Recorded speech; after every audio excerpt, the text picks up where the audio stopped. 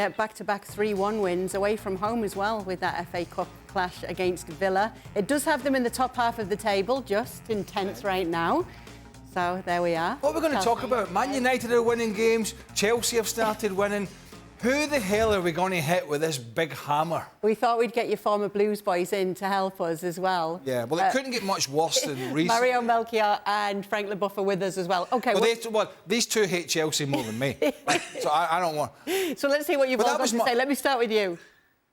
Well, what, you want to talk about the first half? I want you to... Well, you might want to talk about the first half, but let's look at it overall. What's your takeaway from the game?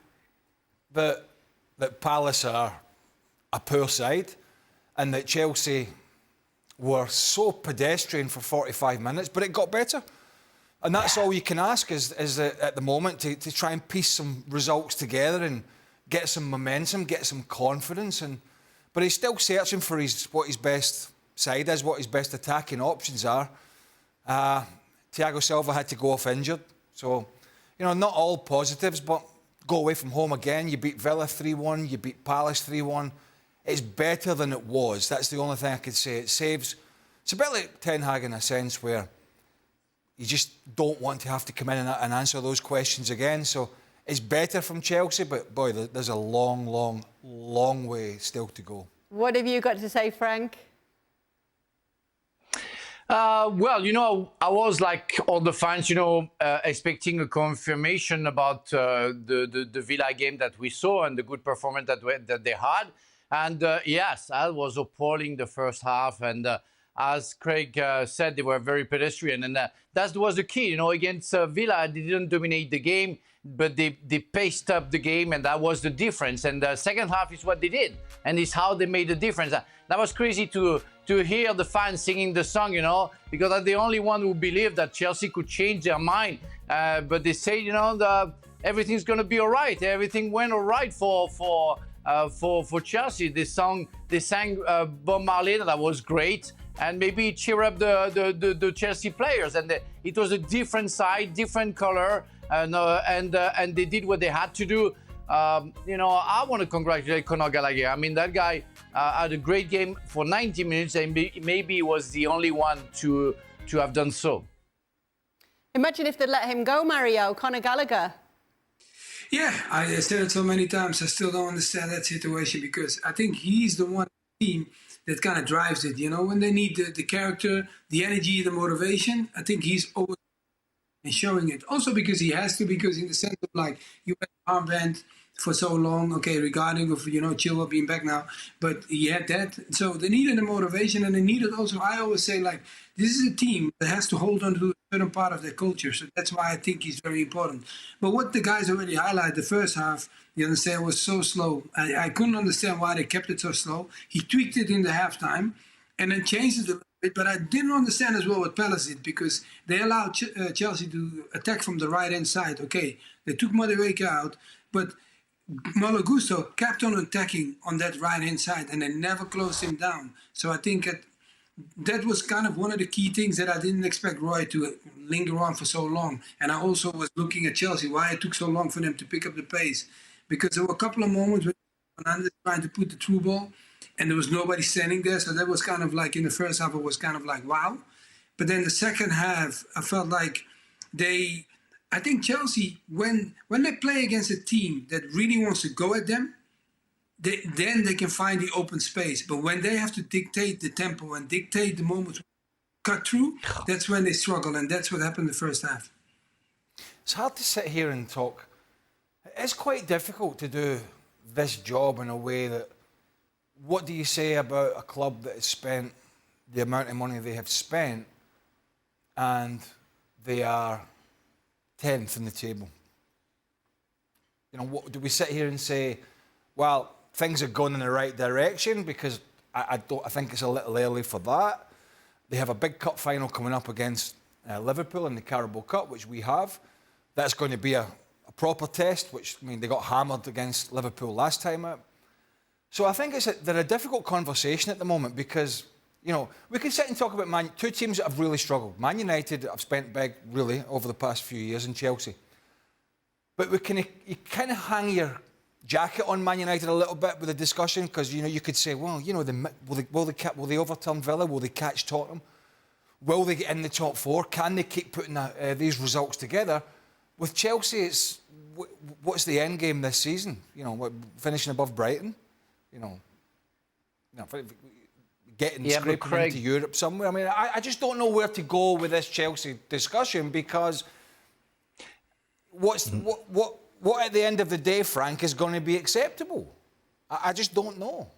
No, I agree with you. The only thing is you have to forget about that, because that's the board problem and the board issue, the numbers. What you have to look at is that the players and what their value really is, and it really is, and that for sure. When you watch Caicedo and even Fernandes, they're not worth 100 million for sure. They're young players. They have a bright future for sure. They are talented, but they're not that value. So if you analyze or expose what you want to say about them according to what the Chelsea paid, you're going to be wrong for sure, because you're going to be nice sometimes where that is not at the level that we would love them to see. They're not worth that amount of money for sure. And most of them, they are future players, and we just have to analyze and comment what we see. And what we see is the mid-table team who are doing sometimes good, sometimes great last week, but most of the time average. But when they do well, we cannot analyze it because Caicedo worth 100 million, because otherwise we're going to demolish the guy every time. This is what's ahead for them. Yep. And you pick out a few there: Manchester City, Liverpool, Arsenal in there as well. It's not an easy run. No, and I think if they have enough positive results from that upcoming schedule, then I really sit and think we could say, well, he's turned the corner with this group, and they're buying into what he's doing and all that sort of stuff. But at the moment, until they do that,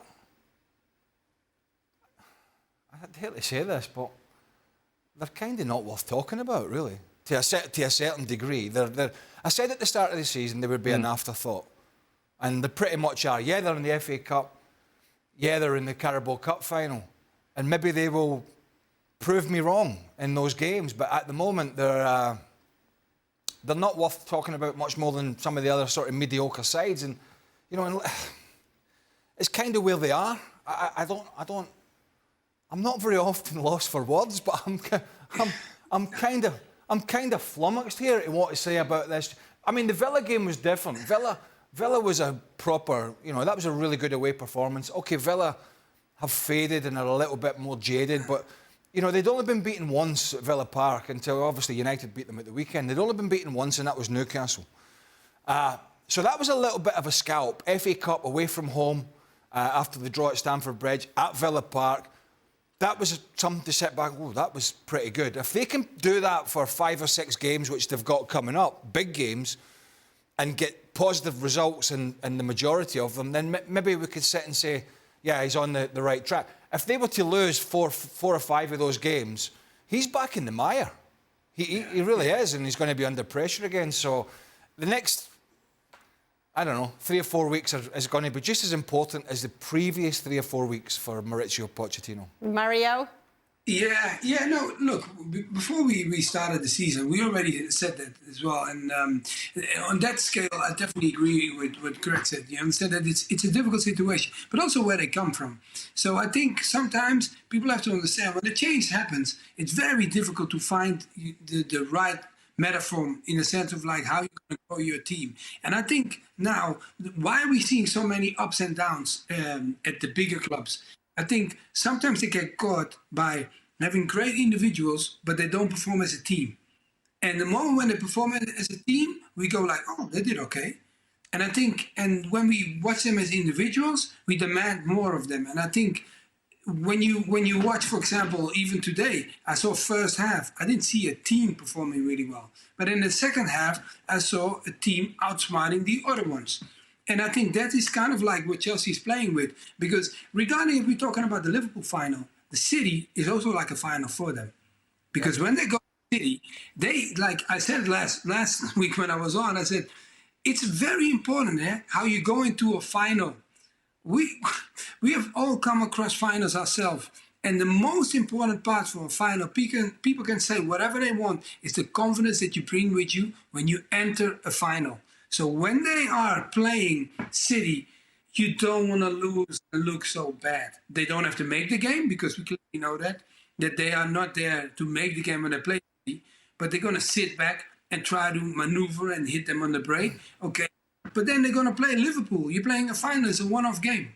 What are you going to do? So those are the kind of key things when they start, coming towards the end of this month. I think it's going to be very, very important in what they're going to do in the next step if they want to keep on growing.